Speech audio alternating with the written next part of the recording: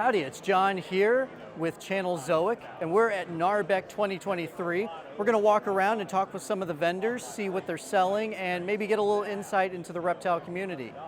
Okay, and we're here with Sacred Geckos and Exotics. And what is your name? I'm Zach. Zach, this is Zach.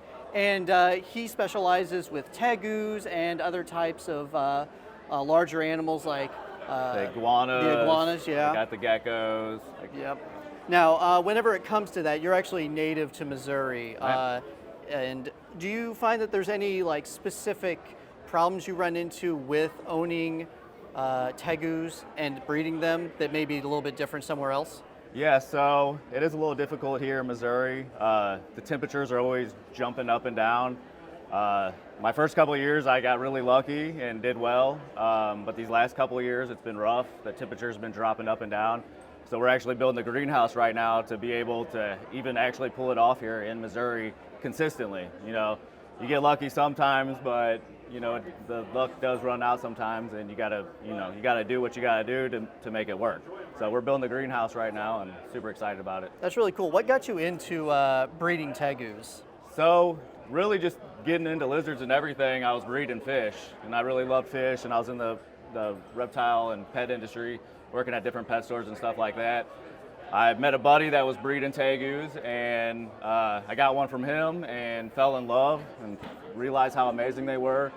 And I had that one for I think about 6 or 7 years, got rid of that one, and just started collecting a bunch of them after that. That's really cool. Yeah. Now, for any new owners, which I'm actually going to be buying this guy right here, very excited to own him. Is there a piece of advice or tip that you would give other than just like husbandry that somebody who is going to be owning a new tegu? So yeah, diet. You know, diet's really important. They do eat a lot of stuff, but getting a variety of stuff and getting that planned out and finding a place that you can get it for a good price. You know, if you can go local and find a place that, you know, may throw out some of the stuff when it's getting older, they really like the, you know, older fruit and stuff like that. I've been doing a lot of fruit in their diet. I'm also doing, you know, raw chicken and turkey and quail and stuff like that. But we've been doing a lot of fruit, and they're nice and healthy. You can tell they're growing good off the fruit. Well, thank you so much for doing the interview, and I can't wait to take this little guy home. And we are here with South Tex Gex. He's got a large amount of different New Caledonian geckos, including the big Leachianus over here. What got you into kind of going into the Leachianus field and getting these big guys here? Well, I've always liked reptiles, and I guess it's when I was a kid I was a dinosaur, what they call a dinosaur freak. And I guess the closest thing would be reptiles. And I've slowly, with getting into all the species I've gotten into, I've got some favorites. And New Caledonians, with the ease of care and how cool they really are, is some of the species I work with. And I also work with some Tenosora, which is spiny-tailed iguanas, some tortoises, such as redfoots, and a few others. But my bread and butter is my Leachianus. And I see that. You've got some really beautiful colorations and size and all that. Right. Are there any species that in the future you kind of want to dip your toes into, like any dream species to breed? I'm pretty much where I'd like to be. I want to get Tenosora, which are spiny-tailed iguanas, more popularity because they're such an underrated species. And I'm the first in the U.S. to hatch out an albino. So I'm excited about that, and that's going to be a future project that I'm really going to put everything into. And so it's just the beginning. It's only been a couple of months since it's hatched out, and that's the most exciting thing that I've ever had happen. And we are here with Leviathan Snakes. Talked a little bit earlier, and they do a lot with ball pythons. What got you into doing ball pythons? So it was actually Courtney. Courtney is the one who started us off in all this. So it was 2020. Courtney had gotten a banana calico hidden gene woma as just like a pet.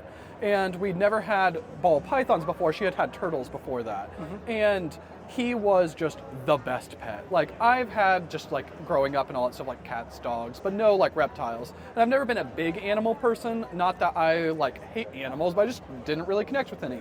And that boy, we still have him, the best snake ever. Like, he made me really, really like ball pythons. So then I wanted to get a ball python. and I ended up getting like a blue-eyed Lucy. And when we picked up that blue-eyed Lucy, it was a Bojangles parking lot in Aikens, or Columbia, South Carolina. The person told us about a Repticon that was coming up, and we didn't know anything about it. And as we go there and we see like all of the different morphs, all of the different combos, that kind of really sparked our interest. Then we went to Morph Market and we saw, I think it was like a Super Banana Inchy Clown, and it was like $1,000 something, $2,000 at the time, and I'm like, that's wild. Who's going to spend that much money on a snake? We'll just make that ourselves, and that's really how we got into breeding. And now we spend way more than that on snakes. So yeah, I notice there is like a very large divide with what you pay for pet reptiles, even if you're an enthusiast, to the breeding class, and that's something we all know about being in the community of reptiles. But speaking of that, there's been a lot of growth in the last, I would say, 5 years for the reptile community, especially with how Gen Z is starting to become adults. What are you planning to do in the future, maybe to diversify, to capitalize on this big growth of reptile? That is a really, really good question, and honestly, not something that we put a whole lot of thought about, like specifically on capturing the Gen Z market. So like we focus, I would say, pretty heavily on like higher end stuff, like stuff for other breeders. My favorite project is Sunset. We have like some Neala Furrow stuff that's super, super cool that's just now coming over to the States. But for pet people, I feel like that if you're going to grow the hobby, you have to have those pet level snakes. You need to have those absolutely super beautiful, visually stunning animals that are like $500 and less, because that's what people are wanting when they see a banana and it just wows them and it's something they can afford. That's how I feel like that we intend to try to grow the hobby, is by making beautiful animals that are inexpensive, so that way people who want to join it can get something that just wows them every single time they look at it in the enclosure. I fully agree. And then in the future, if they feel like getting into breeding or expanding, then they can go that, and they already know where it is where they need to start saving and get into that kind of stuff. So I think that's really cool. And then also, you have a YouTube channel as well, correct? Yeah. So we have a YouTube channel. It's just Leviathan Snakes on YouTube. It's really focused on reptile breeders, and a lot of, I would say, focused on reptile breeders, and it leans more towards the business side. Because there's a lot of channels that are focused on reptile breeders that are like, here are the absolutely amazing snakes that we've made, which are awesome, and we love watching those videos. But a lot of our stuff is like, how do you know that the project that you're investing in is the right project to invest in for you? Things like that is like what we do. Or like State of the Market, we did, it was last Friday, not yesterday, but the Friday before that, the New Yorker had interviewed us for an article that they're doing on high-end ball pythons. So they had interviewed us, Antoine from High Desert Pythons, and Justin from Canova. So I'm pretty really excited cool about it. So yeah, and I think that it's important to have those kinds of things so we get more breeders into the area of the reptile community, but then they have the tools to actually do it correctly, do it ethically, do what they need to do to be able to actually hit those marks and sell without feeling like they've sunk all this time and lost it. Other than like that kind of stuff, and then like I know we have Snake Discovery here, which is really cool. Are there any other YouTube channels that you personally recommend for people to check out if they're like interested in reptiles but they don't know where to start? Yeah, so there's like the big ones. There's like Snake Discovery, who I think does amazing things for the hobby. If you're in like breeding, you already know about Canova, you know about Always Evolving Pythons, Mutation Creations. Somebody who is smaller, who I think has such a warm, welcoming channel that is just such a good influence on the community, is Adam from Proper Royals. Yeah, I've seen him. Really good stuff. He's much smaller. He got in right around the same time as us, but very, very warm, very, very welcoming. And it also goes into like business stuff and just kind of like the community aspect around the hobby. It's really, really good. I highly recommend Adam from Proper Royals. Well, great. Thank you again for letting us get this interview. Yeah, thank you so much. We really appreciate it. Yeah. Okay, and we're here with Rob with Screw City Reptiles.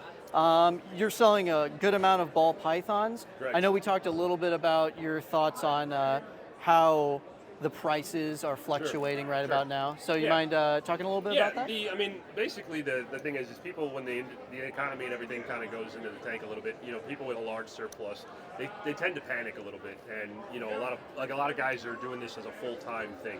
We're a hobbyist, but also doing it as a small business. You need to maintain your pricing at some point. At some point you just can't bottom out.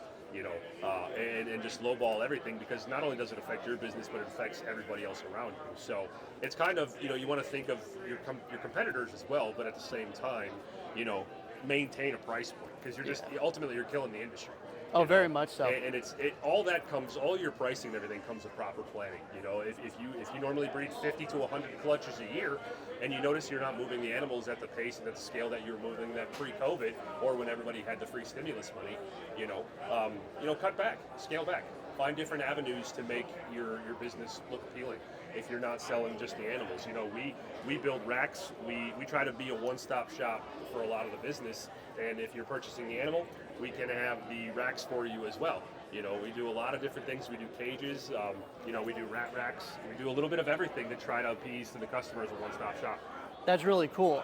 So speaking of just kind of diversifying and all that, whenever it comes to the growth that we're seeing in the reptile industry, I remember reading a study a couple days ago that with Gen Z, from 2018 to 2022, we've seen it go from 18% of Gen Z owning some kind of reptile to 29%. That is massive. They only see it going up. Yeah. And especially younger people are starting to really get into it. How are you personally diversifying other than just selling that stuff? Do you have any plans for the future to take advantage of this? Yeah, we have decided to not, we like a variety of different species of animals, just reptiles in general. Everything from chameleons to leopard geckos to cresties to ball pythons to boa constrictors to retics, Burmese, white lips, just a massive variety. So what I've tried to find a little bit of niche and reduce the volume and increase the quality.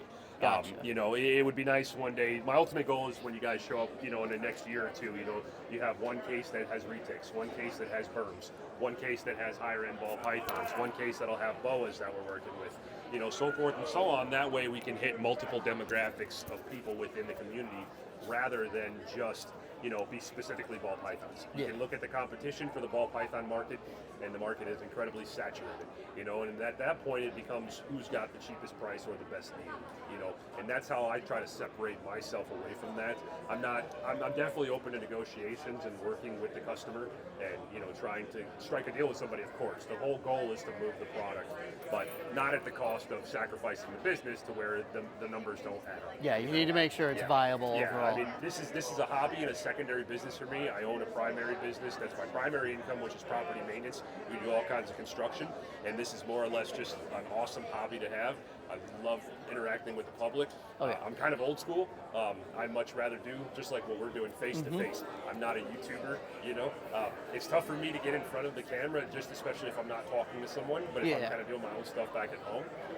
But that's the way things are going now. Social media is where it's at. Oh yeah, it's big. Yeah. We're noticing just like a lot of people getting interested from social media or from YouTube, all this kind of stuff. And I think whenever it comes to at least our community, I feel like the reptile community is pretty good about trying to push specific types of ethics and specific types of we need to do this and do that. If there's new people, try to tell them this. So sure, I think the thing is you have to be, one thing for me that really helped out was finding people that would take the time when I was on that side of the table. People that if I wasn't purchasing from you, that would still answer questions, still take the time to educate you about the animals. And a lot of times I see a lot of it myself, where if you're not purchasing, I'm pushing, not myself particularly, but people are pushing you through. They kind of dismiss you, and that's not how I build business. I build business by customer interaction, face-to-face, one-on-one. I'll answer all the questions you want, because at the end of the day, you're going to remember the interaction that you had with me, and it was a positive one, that even though I wasn't pushing the sale on you, you're going to come back because I took the time. And we're here with Paul with Wild LLC. If you don't mind me asking, it seems like you got a lot of different New Caledonian geckos. Love them. Really big ones. You've got some of the smaller cresties. Out of all of them, which species do you like the most? My favorite is probably the lychee, but then gargoyles I love also. Those are probably the close second. But I fell in love with the lychees first, and that's what started everything. And now you can see where we came. Oh yeah. In 3 years we've done a lot. I love these big, dark GT ones, but then I also love my high pattern, colored lines, everything. It just depends on, the best thing is there's one for everybody. I do agree. I've seen a lot of the big ones, the GTs. Those for me are going to be in the future what I want to get. Yes. It looks kind of in the realm of a crested gecko, but it's just a massive, It's a massive lizard Yes, comparatively. it's a giant gecko. It's the most largest gecko in the world. So Yeah. Now, you said you like more of the high color, the high. Which specific of the morphs, in your opinion, do you like breeding the most, and you want to put your effort into? So this Joe line is probably my favorite line I'm working with out of the color lines. He's not really fired up, but you can see how much color in the peppering he has in it. And then these are also some of the younger siblings from this year. Or last season, I would say. But Joe is probably my favorite color line I work with. But then I also love the Mike Conley GTBs because they give me really dark babies or they give me really high pattern colored animals. That's right. So it's just mom kicks it off or dad kicks off the pattern, one or the other, and it works out perfect. So I get a good mix of everything, and That's really cool. So whenever I see people coming to buy crested geckos, I've talked to different people, and there's a different group of people that buy them, everything from families to young people to even some older people that actually like to have them more as a low effort pet. yes. With you, particularly with what you sell, what do you see usually people buying with the New Caledonians? I see a lot of families. A lot of kids are interested in them, and then the parents are afraid of them until they hold them. And then the next thing I hear is, oh, I think we're getting one of these. So I get they're scary. They're big. You know, not everybody wants to, I don't like snakes. That's just not my thing. But once you hold it, that's all it took for me. I held it one time, I fell in love with it, and now I breed them. That's me with crested geckos. And that, you know, she does all the crested geckos. I do the gargs, lychees, chihuahuas, and so I find it more. So I should say more on the low end stuff. It's more families. On the higher end stuff, it's more of a niche market. So you're definitely going to be probably single people that don't have much other They things. want something that's flashy, that's like... It's the Ferrari of the geckos or something. Like, not everybody can afford this, everybody can afford that, but not everybody wants that. So it's just pick and choose. I agree, and I think they're like a really good starter reptile. I got They're so one for easy to take care of. Oh yeah, I got one for my nieces, and they love it.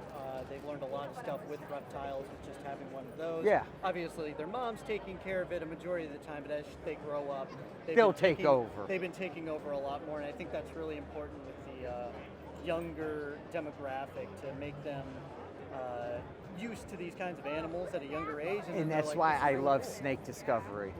They bring in so many young kids that would never come to these shows without them.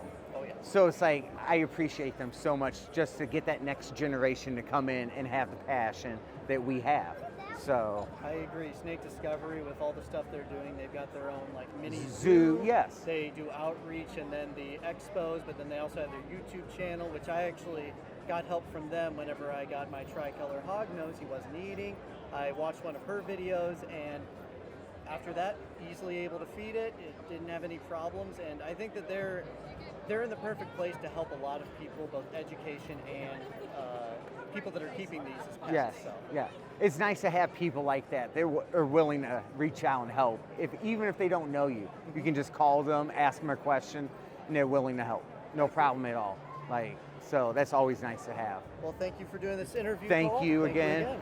And we're here with Derek with D Reptiles. So whenever we were walking around, my girlfriend actually talked to me about the fact that you guys happen to be affiliates with Husbandry Pro, which is a really cool app. Other than that, we'll talk about that in a second. What have you guys brought to the actual convention? So we're ball python breeders. So we bought kind of a menagerie collection. We do a lot with Xanthic, SK Xanthic. We're working with the Mandarin Project, which is this one right here. And then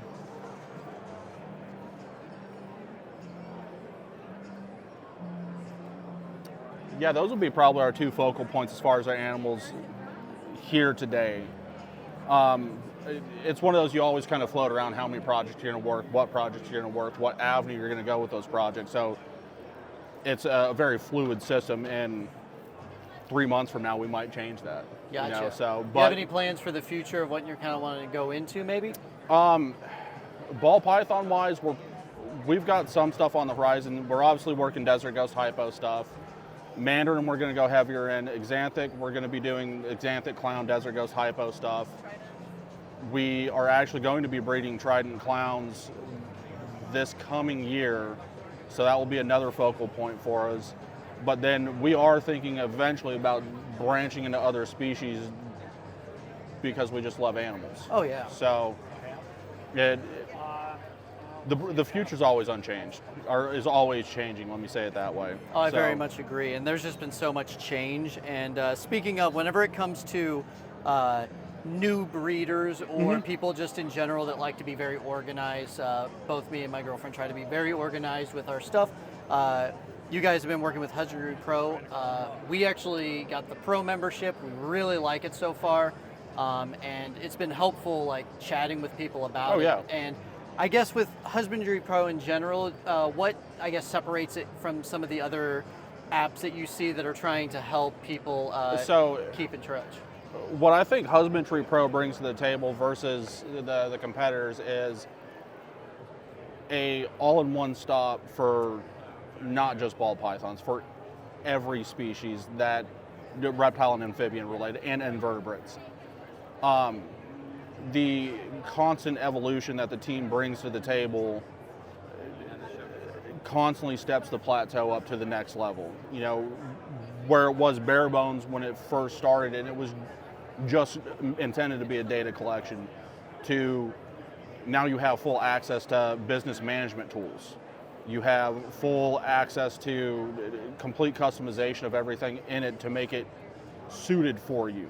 You know, if you have a species that brumates, you can do it. You can turn it off if you don't. But then the fluidity, you take someone like me, I was using 2 spreadsheets with about 54 tabs on it.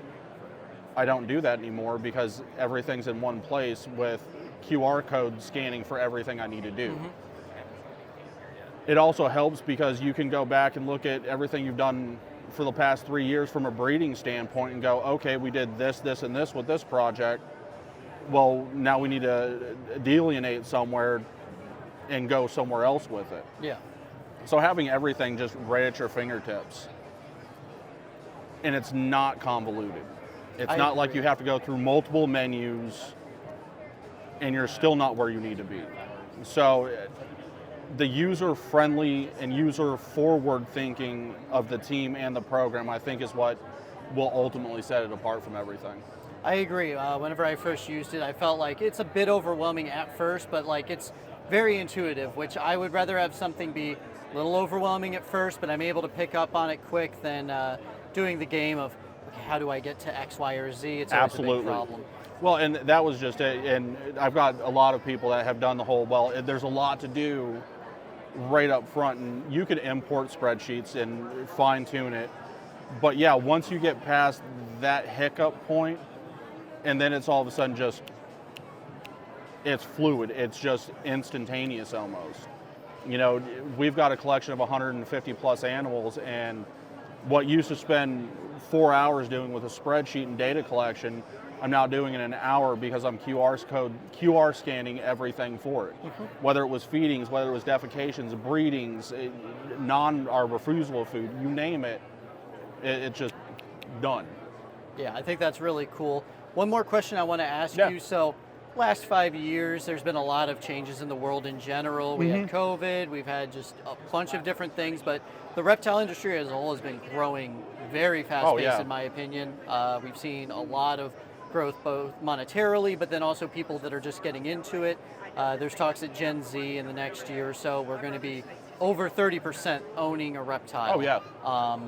Where do you see the community as a whole kind of going? Maybe like specific types of reptiles, or how do you think it's going to adjust to this influx? I think we're going to see two things. I think we're going to see more growth into bioactive, but not just putting them in a terrarium with what needs they have. you're going to see more of an artistic bioactive going in, taking old dressers and repurposing them into these beautiful pieces of art to display beautiful animals. I think you're going to see a lot more animal-centric approaches to things. But then from just the market in itself, I think you're going to start seeing a lot more accessibility to species that aren't readily available right now. There are some amazing importers right now that are bringing in species that we haven't seen stateside in numerous years that are now becoming accessible to everybody, especially newer keepers or younger keepers.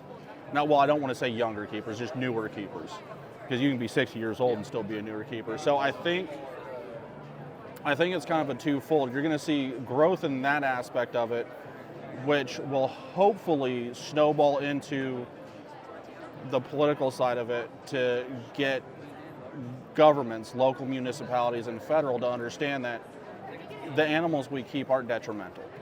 They're a great aspect just for life in general. And I think we're going to start seeing more positive movement in that way as long as we have a very sound voice in the next generation of keepers. That is a good point. Building off of that, I do have one more question. We've had, in the last couple of years, a big one in the reptile community was the Lacey Act that everybody was really, really worried about.